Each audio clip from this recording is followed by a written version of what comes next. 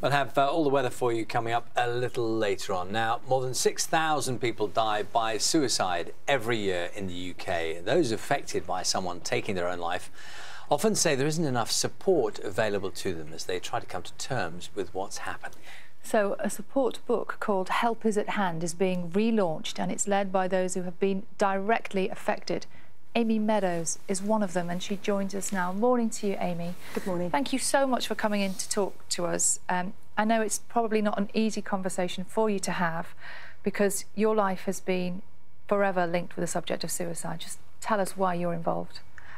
Yes, 6 years ago, my mum, Judy, took her own life, and so our lives were turned upside down, most unexpectedly.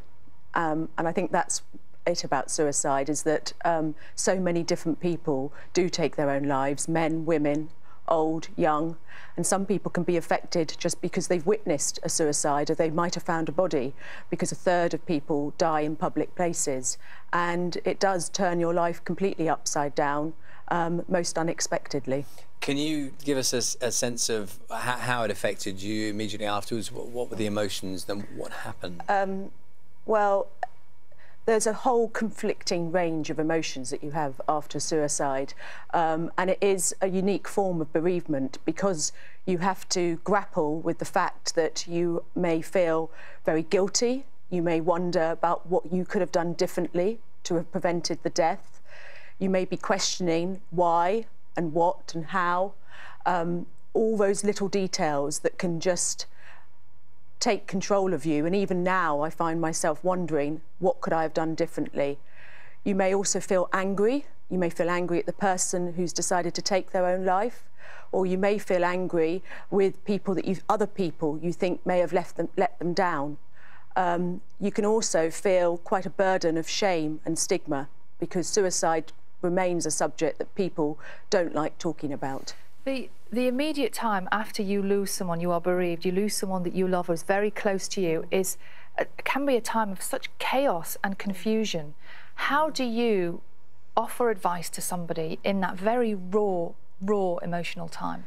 Well, what Help Is at Hand is trying to do is combine information which is about the practical matters that you have to deal with, because there are aspects about a suicide that mean that there are things that need to take place afterwards, like post-mortems, and you have to go through an inquest.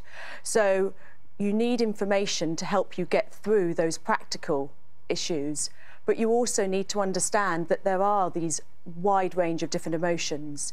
And so what we've been trying to do, the people who've been bereaved by suicide and myself, is offer some comfort and reassurance by being able to talk about those emotions and to make people understand that it's okay to feel like that and that you're not alone, and there are other people who've also gone through this.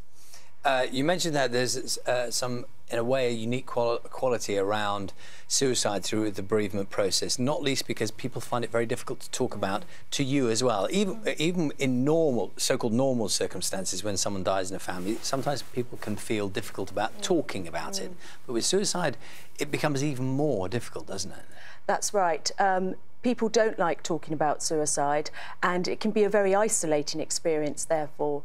Friends, family, colleagues might not know what to say and therefore may choose to say nothing. And actually, you really do want people to reach out the hand of friendship and to say something to you. The other thing I was going to ask was, particularly in relation to children, with some forms of death, there are answers as to why something happened. You can explain something quite clearly. With suicide, it's a very different equation, isn't it?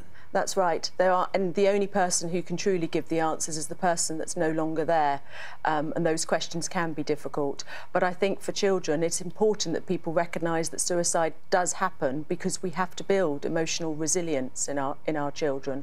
What changes have you made? You say this guide is redone now. Yeah. How is the advice different now? Well, it's been written by people who've been bereaved by suicide.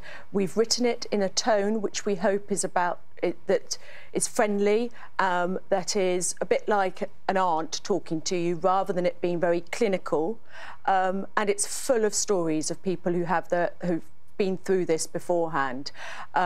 It's got images in there which we hope people will identify with. So we hope it's got a very human touch, and that people will feel that they're not alone, and that they will feel even hopeful by the end of the process of having read it.